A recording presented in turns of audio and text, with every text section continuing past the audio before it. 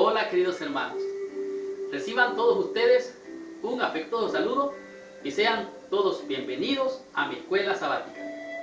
En esta semana estamos estudiando la lección número 7 del segundo trimestre de este año. El título de la lección es El pueblo especial de Dios. En esta semana vamos a estar estudiando el libro del profeta Miqueas, uno de los profetas menores. Y vamos a estar viendo temas de grande impacto que van a impactar nuestra mente, porque vamos a ver un punto de vista diferente de cómo usualmente nosotros los creyentes vemos lo que Dios pide de nosotros. Por ejemplo, vamos a darnos cuenta cuál era la agonía del profeta Miqueas, por qué él sufría, gemía y clamaba como una avestruz. También vamos a entender quiénes maquinaban maldad aún en sus camas cuando estaban próximos a dormirse. Y vamos a darnos cuenta también de algo tan interesante: por qué Dios promete un gobernante que tendrá vara de hierro y que él reinará sobre todas las naciones. Y como si fuera poco, vamos a descubrir qué es lo que Dios pide y por qué es bueno para Dios. Este es un tema grandemente importante y comprendernos puede llevarnos a entender plenamente la salvación. Y para finalizar en esta semana, vamos a ver cómo Dios ve los pecados ya confesados. Estudiemos la lección de esta semana, recibamos esta bendición que se encuentra en la lección El pueblo especial de Dios, el libro de Miqueas. El versículo a memorizar para la lección de esta semana se encuentra en el libro de Miqueas, en el capítulo 6, el versículo número 8. Dios dice así a través de la Biblia: Oh hombre, Él te ha declarado lo que es bueno. ¿Y qué pide Jehová de ti? Solamente hacer justicia y amar misericordia y humillarte ante tu Dios. El profeta Miqueas está diciendo: Dios ya te ha declarado lo que pide de ti. Pide tres cosas Dios básicamente. Número uno, dice que hagamos justicia. Hacer justicia es conducirse justamente, o sea, de una manera piamente, piadosamente, justamente. Y número dos, necesitamos amar misericordia, o sea, que sea nuestro primer pensamiento en todo lo que pasa en la vida, ser misericordiosos como nuestro Padre Celestial es misericordioso. Y tercero, dice, lo deja como de último, pero cuando deja de último, está dejando lo mejor. Ese es el pensamiento hebreo. Lo último era lo mejor. Entonces lo mejor es humillarte ante tu Dios. Estos son los requerimientos de Dios para todo su pueblo en la lección de esta semana. En medio de la peor apostasía, Dios está dispuesto a perdonar y a sanar a su pueblo. Es la declaración del pensamiento clave. El profeta Miqueas ministró durante los periodos más oscuros del pueblo de Israel. Y estamos hablando de manera particular del reino del sur, porque en este entonces el reino del norte ya había prácticamente sido destruido. Asiria puso fin al reino del norte y por eso él está hablando ahora al reino del sur, específicamente, de manera particular al pueblo de Judá, donde alguna vez estuvo también predicando el profeta anterior del que hablamos la semana pasada. Miqueas podía ver el mal y la violencia que penetraban lentamente allí en Judá. ¿Y saben qué? Él predicó de los pecados fatales, de la deshonestidad, de la injusticia, del cohecho y la desconfianza que se había creado en el pueblo de Judá, producto de que los líderes tenían una conducta totalmente contraria a lo que profesaban como su fe. Miqueas fue el primer profeta bíblico que predijo la destrucción de Jerusalén. Posiblemente hubieron otros también que declararon la destrucción de Jerusalén, pero este Miqueas fue el primero. Miqueas ofreció palabras de ánimo y dijo: el líder ungido del Señor vendrá desde Belén. El Mesías sería el líder que salvaría a Israel y hablaría paz a las naciones. Esto vamos a estar considerando durante esta semana en la lección El pueblo especial de Dios. Descubramos qué nos dice la lección del día domingo con el tema que es la agonía del corazón del profeta. Muy bien, la lección del día domingo es una de esas lecciones que abre el corazón del profeta que está declarando lo que ha de acontecer. Miqueas capítulo 1 del 1 al 9, en esa parte el profeta invita a toda la tierra a presenciar el juicio de Dios.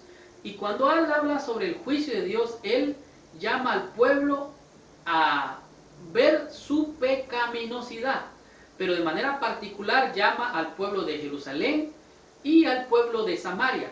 Estas dos ciudades eran prácticamente el ejemplo más oscuro de lo que estaba pasando con la nación del pueblo de Israel, en particular el pueblo de Dios.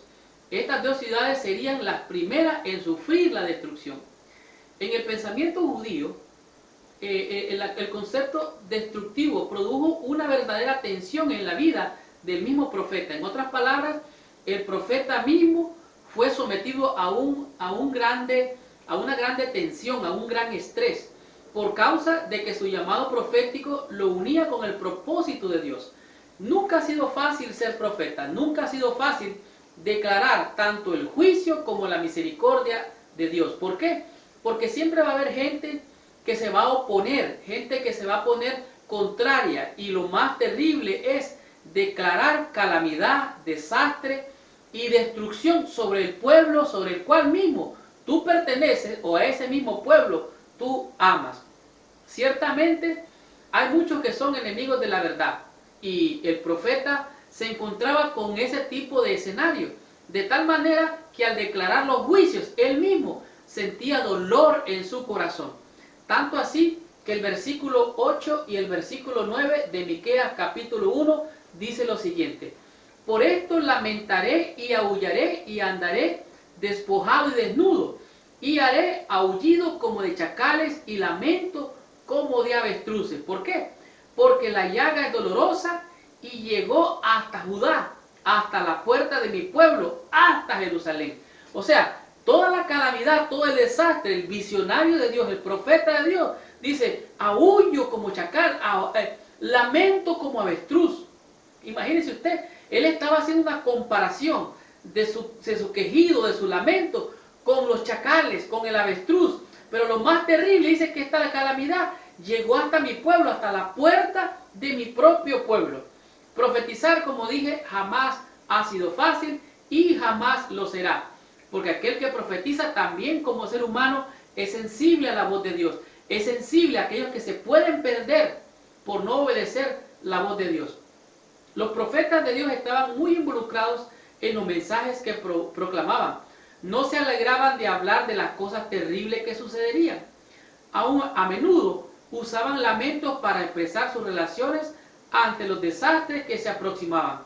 El dolor que sentía el profeta Miqueas realmente era verdadero, tanto así que se compara a Miqueas con el profeta Isaías. Isaías dice que estuvo por 3 años, caminó desnudo y descalzo como una señal visible de la vergüenza que traería la calamidad. Imagínense ustedes que el profeta Isaías estuvo de esta manera avergonzado. Igual manera se sentía Miqueas. La lección de esta semana o de este día en manera particular nos llama la atención a las calamidades y el sufrimiento y la vergüenza y las confrontaciones que tuvo la señora White durante su ministerio profético. Así es que ninguno que quiera seguir al Señor se le puede decir que va a tener una vida de rosas y que la vida va a ser fácil. Van a enfrentar oposición. Un profeta que viene y declara maldición o destrucción sobre el pueblo y su corazón no se conduele, hay que reflexionar en qué lugar se encuentra parado. Así es que si alguna vez sufrimos por nuestra culpa, es por nuestra culpa, pero si sufrimos por la causa del Señor, dice 1 de Pedro capítulo 4 versículos 14 al 16, dice: si sois vituperados por el nombre de Cristo, sois bienaventurados. Así es que ninguno de vosotros padezca ni por homicida, ni por ladrón, ni tampoco por malhechor, mucho menos por entremeterse en lo ajeno. O sea, si usted sufre agonía por la causa de Dios, amén, es bienaventurado. Pero si sufre por meterse en las cosas donde no debe meterse, si sufre por robar, por matar, por hacer alguna cosa contraria a la voluntad de Dios, no diga que es Dios el que le causa vituperio, son consecuencias de su maldad. Así que la agonía del corazón del profeta, él abre su alma y dice, miren, sufro con ustedes por las calamidades que vendrán, vuélvanse a Dios. Esta fue la lección del día domingo con el tema que fue la agonía del corazón del profeta. Estudiemos y aprendamos de la lección del día lunes con el tema que es los que maquinan iniquidad. En este día vemos en el libro de Miqueas, en el capítulo 2 y el capítulo 3, cuáles eran los pecados que amenazaban con traer juicio y calamidad al pueblo de Judá. Y podemos ver en el capítulo 2, el versículo 1 dice, hay de los que en sus camas piensan iniquidad y maquinan el mal, cuando llega la mañana lo ejecutan porque tienen en su mano el poder. ¿Qué es lo que estaba pasando? El liderazgo, el pueblo estaba sufriendo porque el liderazgo que tenían estaba corrompido. Cuando el rey Acaz fue el que llegó a gobernar y a reinar, lo que sucedía eran cosas terribles. Yo no sé si ustedes se acuerdan de la viña de Nabot, que es parte de la historia, cómo aquel hombre obstinado de manera arbitraria se posesionó de la viña de Nabot. Hay de aquellos que en sus camas piensan iniquidad, codician, roban, oprimen y cometen crímenes, dice el profeta. Los príncipes de Jacob y los jefes de Israel, amáis lo malo, amáis la oscuridad, amáis las tinieblas, se comen al pueblo. Eso es lo que decía el profeta Miqueas. Pero ese no era el problema principal, ese era solamente el síntoma del problema. El problema principal radicaba en que ellos creían, a pesar de estar haciendo lo malo, creían que tenían el favor de Dios de su lado. Y los profetas que pululaban en ese entonces daban profecías que les hacían endulzar el oído a aquellos líderes que estaban en una posición prácticamente contraria a la voluntad de Dios. De tal manera que los profetas falsos eran más que aquellos que ponían oscuridad, ponían tinieblas en el camino de los líderes, y por ende el pueblo sufría la opresión, el despojo, la rapiña. Era todo pura abominación.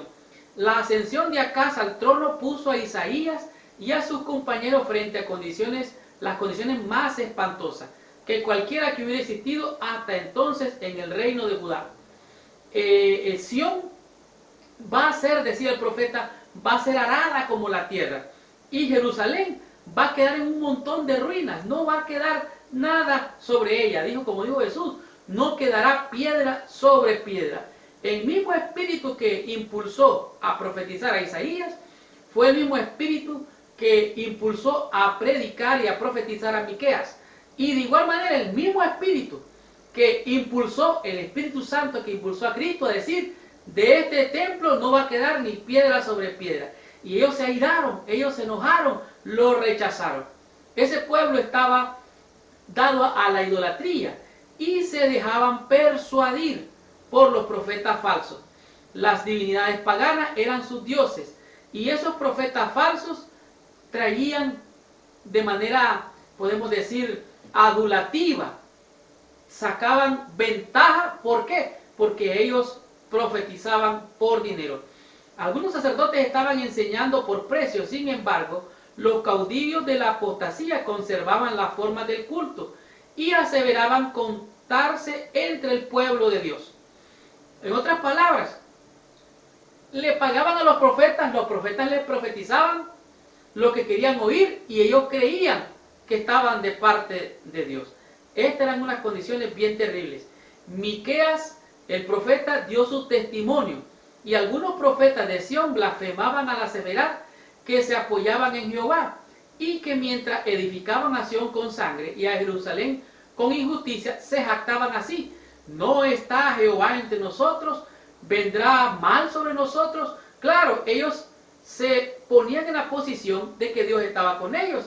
Y ellos mismos razonaban, si Dios está con nosotros, no nos va a pasar nada, porque si Dios con nosotros, ¿quién contra nosotros?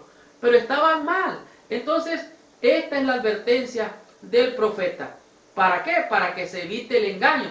Porque algunos dicen, todavía algunos dicen, de algunas iglesias y aún dentro de nuestra propia iglesia, pudiéramos jactarnos de que Dios está con nosotros. La pregunta es, ¿estamos Dios con nosotros realmente? Así es que, ¿somos nosotros realmente el pueblo de Dios? Y si lo somos, entonces debemos de conducirnos y dar testimonio de que somos realmente hijos de Dios. Solamente así vamos a ser inmunes ante toda calamidad que pueda venir. ¿Por qué? Porque el que confía en Dios será como el monte de Sión que no se mueve.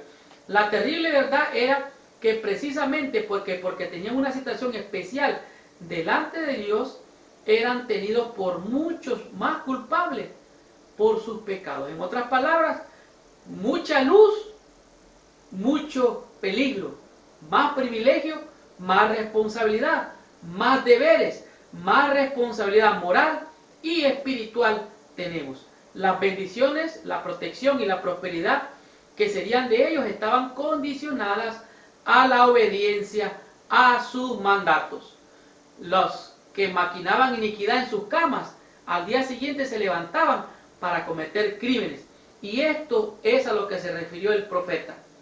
Hemos de tener mucha prudencia en que estemos confiando en nosotros, que tenemos la verdad, que somos el pueblo de Dios. Hemos de confiar en Jehová, porque Él es nuestro Señor, y en Jesucristo, nuestro Salvador. Descubramos y aprendamos la lección del día martes con su tema, que es un nuevo gobernante de Belén. Muy bien. La lección del día martes es un tema poderoso porque en él nos muestra lo que es un nuevo gobernante de Belén. Y lo que sucedía en aquel entonces, en los tiempos de Miqueas, era una situación bien terrible. Resultaba que tanto los sacerdotes se habían corrompido tanto que profetizaban por dinero profecías falsas. Asimismo, los líderes, en otras palabras, los gobernantes políticos del reino de Judá también estaban corrompidos, se acostaban pensando maldad y se levantaban por la mañana a cometer terribles crímenes. Y como consecuencia, el pueblo se mantenía en una condición deplorable. Asimismo, no tenían acceso a la bendición de Dios. ¿Por qué? Porque los sacerdotes estaban corrompidos. Y de esta manera, en el libro de Miqueas, el humor cambia a menudo de manera bien drástica, del abatimiento a una esperanza sublime. Esta esperanza se ve en una de las profecías mesiánicas más famosas. Miqueas capítulo 5, versículo 2 dice: pero tú, Belén Efrata, pequeña para estar entre las familias de Judea o de Judá, de ti me saldrá el que será Señor en Israel, y sus salidas son desde el principio, desde los días de la eternidad. Aquí esta profecía es una de las profecías más hermosas. ¿Por qué? Porque en medio de tanta oscuridad, el pueblo que andaba en tinieblas, dice la Escritura, luz le resplandeció. Y esto no es otra cosa más que el verbo que era en el principio, que era el verbo se hizo carne, habitó entre nosotros, y este verbo se hizo hombre, dice, se hizo carne. Por él todas las cosas fueron hechas. Sin él, nada de lo que es podría ser hecho, porque en él estaba la vida. Belén era una ciudad bien pequeñita, donde había nacido también David, que era el hijo de Isaí, aquel que una vez el profeta Samuel ungió para ser el rey de Israel. Asimismo, por incomprensible que sea para nosotros, o para nuestras mentes finitas, el bebé que nació era Dios eterno, el creador de los cielos y la tierra. Desde los días de la eternidad, el Señor Jesucristo era uno con el Padre. El Dios creador tomó sobre sí la humanidad, y en esa humanidad se ofreció como sacrificio por nosotros o por nuestros pecados. ¿Qué es lo que está diciendo aquí? Que no hay otro nombre dado a los hombres, no hay otro líder, no hay otro sacerdote más poderoso, el mejor, el sumo y gran sacerdote llamado Jesucristo, el único y el gran líder, rey de los cielos y la tierra, rey de tu vida y rey de mi vida, se llama Jesucristo. No hay otro nombre dado a los hombres en el cual podemos ser salvos, sino en el nombre de Jesús, porque ante Él se ha de doblar toda rodilla y toda boca de confesar de que Cristo Jesús, Él es el Señor, Él es el Rey, Él es el Creador, Él es el sustentador de todo lo que vive y se mueve. Un gobernante de Belén nos ha demostrado que en realidad en este mundo de oscuridad hay luz y se llama su nombre Jesús, el admirable consejero, Dios fuerte, el príncipe de paz. Estudiemos y disfrutemos la lección del día miércoles con el tema que es lo que es bueno. Muy bien. En este día, el día miércoles, es una lección de lo que Dios muestra qué es lo que realmente es bueno para con sus ojos, no para con nuestros ojos. Resulta que al principio, en Miqueas capítulo 6, Dios dialoga con su pueblo y presenta aquí una confrontación con su pueblo, enumerando todas las cosas que Él hizo en favor de ellos. En respuesta, el adorador viene al templo y pregunta qué puede hacer para agradar a Dios. Jehová, dice el libro de Miqueas, tiene un pleito con su pueblo y le pregunta, ¿qué es lo que te he hecho? ¿En qué te he molestado? Pregunta Dios.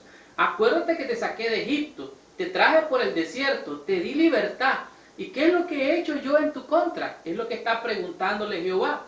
Entonces Él les da una recomendación. El profeta declara que Dios ya ha revelado lo que Él quiere por medio de las enseñanzas de Moisés. Ahora, el pueblo reflexiona y dice, ok, está diciendo Dios que estamos haciendo algo que a Él no le agrada. Entonces, dicen ellos, ¿con qué me presentaré delante de Jehová? Y escucha lo que dice el versículo 6. ¿Con qué me presentaré ante Jehová y adoraré al Dios Altísimo? ¿Me presentaré ante Él con un holocausto o con un becerro de un año? ¿Se agradará Jehová de millares de carneros o de 10,000 arroyos de aceite? O sea, la ofrenda. Daré a mi primogénito por mi rebelión y el fruto de mis entrañas por el pecado de mi alma. O sea, si Jehová no se agrada con los becerros, con los carneros, con el aceite, voy a dar en sacrificio a mi hijo.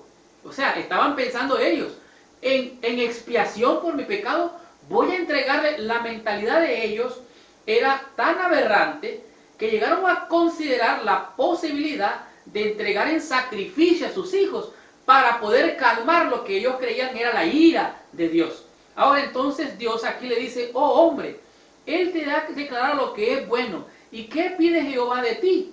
Solamente pide hacer justicia, amar misericordia y humillarte ante tu Dios. Esas tres cosas, simples, sencillas, sin complicaciones. Número uno, Dios pide hacer justicia.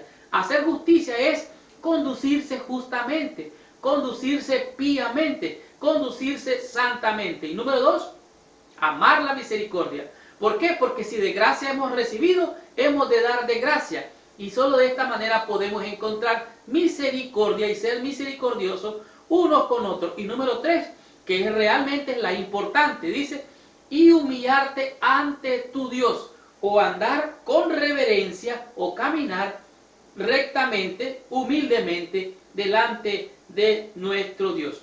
Los sacrificios y los servicios sacerdotales no eran la primera preocupación de Dios. El supremo deseo de Dios era tener un pueblo que actuara con justicia hacia sus vecinos, con devoción consistente y amor hacia Dios. La ofrenda más generosa que el pueblo puede dar a Dios es la obediencia. De tal manera que Dios no necesariamente se agrada de que se le traigan ofrendas, que se le traigan cosas. Él lo que pide es un corazón contrito, humillado ante su presencia. En la Biblia dice, el corazón contrito y humillado no rechazarás tú, oh Dios. Así es que esto es lo que es bueno delante del Señor. Que seamos humildes, sencillos, mansos como palomas, prudentes como serpientes, pero ante todo ser humildes de corazón. Y ciertamente esto no es lo mismo tener conocimiento de la verdad que conocer la verdad, que experimentar la verdad en nuestros corazones. Recuerde que Dios es verdad, su palabra es verdad y su espíritu también es verdad. O sea, ¿qué es lo que es bueno entonces? Que andemos humildemente delante de nuestro Dios, que nos humillemos ante su presencia, que no hagamos lo que hizo el profeta Balaam, que por precio y por dinero quiso maldecir al pueblo de Dios, pero Dios le tornó la lengua en bendición. Así es que, como dice aquí, la justicia es algo que la gente hace cuando es impulsada por el Espíritu de Dios. Tiene que ver con la equidad y la igualdad para todos, especialmente con los débiles y los impotentes que otros explotan. La bondad significa mostrar amor, lealtad y fidelidad voluntaria libremente a otros. Caminar con Dios significa poner a Dios primero y vivir en conformidad con su voluntad. En otras palabras, hay que hacer lo bueno, hay que ser obediente ante Dios. Y eso es lo que a Dios le agrada, hacer el bien para agradar, glorificar, bendecir el nombre glorioso de nuestro Dios.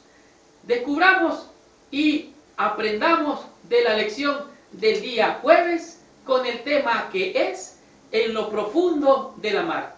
Continuemos con la lección de esta semana y recibamos nuestra bendición. En esta lección se mira cómo ve Dios los pecados ya confesados. Y en este estudio hemos encontrado la médula espinal del Evangelio. El libro de Miqueas comienza con una descripción de juicios, pero termina con palabras de esperanza. Hay personas que tratan de explicar o negar la realidad de los juicios de Dios. Hay algunos, al hacerlo, es caer en la trampa en que cayeron los contemporáneos de Miqueas. En otras palabras, negar los juicios de Dios es negar la realidad de que Dios va a traer toda obra a juicio. Quienes creían que Dios nunca enviaría juicios sobre la nación escogida. Eso creían los contemporáneos de Miqueas. Pero entonces, ¿para qué es el juicio? El juicio realmente, aunque trae condenación, también trae salvación. Un juicio se hace para determinar si la persona en cuestión es culpable o no es culpable. Así es que el juicio es necesario. El castigo nunca es la última palabra de Dios. De hecho, el propósito de Dios en su juicio es que usted y yo alcancemos el perdón. ¿Cuándo? Ahora mismo y aquí. El sufrimiento no es lo que Dios desea. Él nos manda esperanza. Y en Miqueas capítulo 7, versículo 18 al 20, se revela el Evangelio en su pura esencia. El Evangelio es las buenas nuevas de salvación en Cristo Jesús. Así es que los versículos finales de Miqueas presentan su alabanza llena de esperanza. La pregunta que Dios quiere, ¿qué Dios como tú? En otras palabras está diciendo Miqueas, mire, ustedes adoran a muchos dioses. Los dioses que ustedes adoran, a los que andan siguiendo, tienen que calmar su ira haciendo sacrificios, hasta sacrificio humano. Pero dice Miqueas, ¿qué Dios como tú? Que perdona, que olvida. Dice Miqueas capítulo 7, versículos 18 al 20. Dice así, ¿qué Dios como tú que perdona la maldad y olvida el pecado del remanente de su heredad? No retuvo para siempre su enojo. ¿Por qué? Porque se deleita en misericordia. Él volverá a tener misericordia de nosotros. Sepultará nuestras iniquidades y echará en lo profundo de la mar todos nuestros pecados. Me encanta lo que dice el profeta porque dice, Él echará en lo profundo de la mar todos nuestros. No se excluye.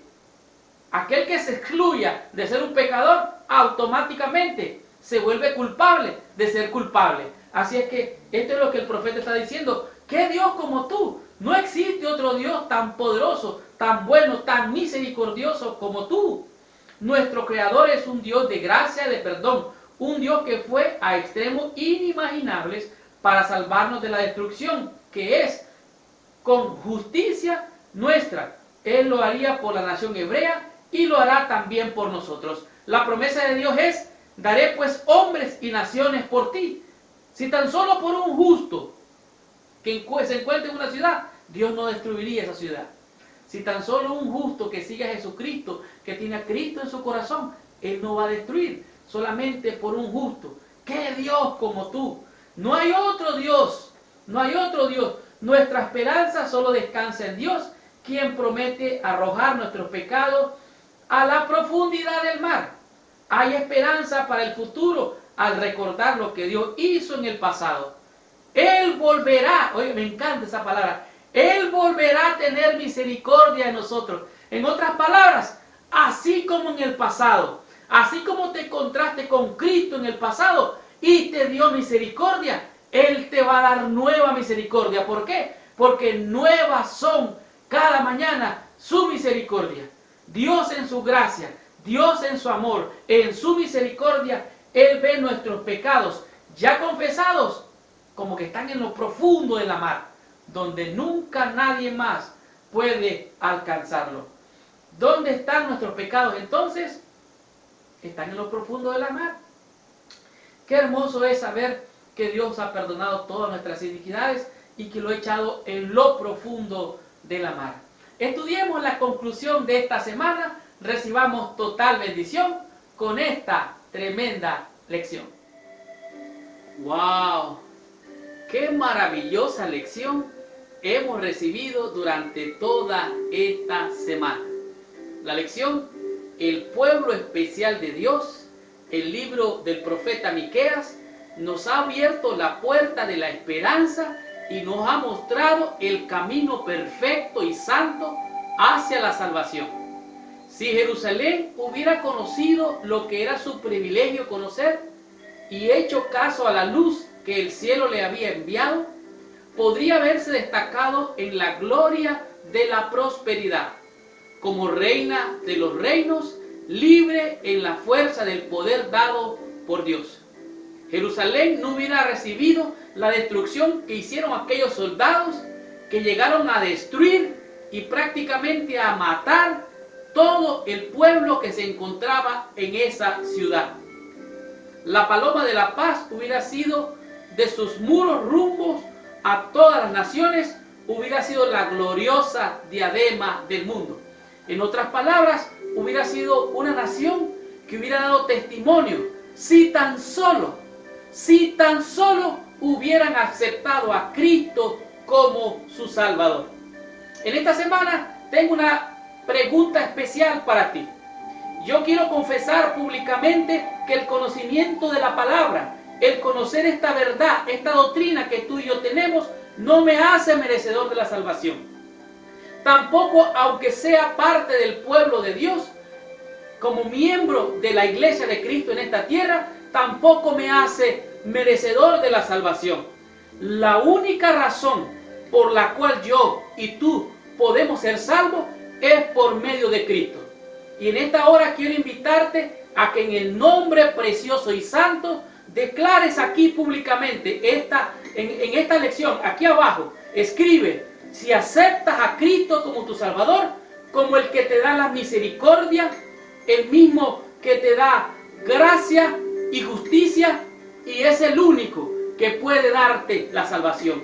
Si tú aceptas una vez más a Cristo como tu Salvador, a ti que tú estás viendo esta lección en esta semana, decláralo aquí públicamente, y yo lo digo ante Dios y ante los ángeles, que en esta hora me humillo ante el Señor y reclamo la salvación que Cristo Jesús me da a través de la autoridad de su sangre, que no tengo que hacer ningún sacrificio, que el conocimiento intelectual o teológico no me hace merecedor de la salvación. ¿Por qué? Porque Él me ha enseñado que es su misericordia. En esta semana recibimos 5 conceptos, 5 lecciones que nos han llevado al conocimiento del Evangelio. La lección, el pueblo especial de Dios nos mostró, número 1, que la agonía del corazón del profeta era terrible. Él tenía temor y tristeza por la destrucción de su pueblo. Y él dijo: hasta la puerta de mi pueblo llegó la destrucción. Y él clamaba como chacal y como avestruz, diciendo y proclamando el dolor que sentía. ¿Qué diremos de la enseñanza número 2? Los que maquinan iniquidad. Algunos se acostaban en sus camas a pensar la maldad para el día siguiente hacer atrocidades, robar, matar, saquear, despojar a sus mismos ciudadanos. Los líderes religiosos y los líderes políticos hacían todo. ¿Y qué diremos del concepto número 3? Un gobernante de Belén. En medio de las tinieblas espirituales, en medio de aquel horror en que vivía el pueblo, tanto líderes políticos como religiosos, allá en Jerusalén, en medio de tanta oscuridad, Dios envía un gobernante de Belén. Pero tú, Belén Efrata, para ser llamada la más pequeña de todas las ciudades, de ti me saldrá el gobernante de Belén. Jesucristo el Señor había de nacer en un lugar humilde, sencillo, y de la ciudad de David, donde había nacido aquel rey que había sido un maravilloso ejemplo del pueblo de Dios. De allí saldría el Mesías, el príncipe. Y ese admirable consejero, Dios fuerte, príncipe de paz, sería el que traería la luz para gobernar en un gobierno eterno. ¿Y qué diremos del concepto número 4? Lo que es bueno. Hay muchas cosas que para nosotros posiblemente, aparentemente, son buenas. Pero ¿saben qué? Solo hay 3 cosas que pide Jehová de nosotros. Número 1, la justicia. Hemos de ser justos porque Dios es justo. Número 2, hemos de tener y alcanzar misericordia, porque si de gracia hemos recibido, de gracia hemos de dar. Y la tercera, que no es la última ni la menor, es humillarnos ante la presencia del Dios Todopoderoso, porque Él es el Dios en el cual hemos creído. ¿Y qué diremos del concepto número 4? En lo profundo de la mar. Hemos descubierto cómo Dios ve los pecados que un día nosotros hemos confesado. Él dice, Él volverá a tener misericordia de nosotros, echará en lo profundo de la mar todas nuestras iniquidades y nunca más se acordará de ella. ¡Qué Dios como tú! Esta fue la lección, el pueblo especial de Dios. La próxima semana vamos a estar estudiando la lección número 8, con el título que es Confiar en la bondad de Dios. Estaremos estudiando el libro de Habacuc.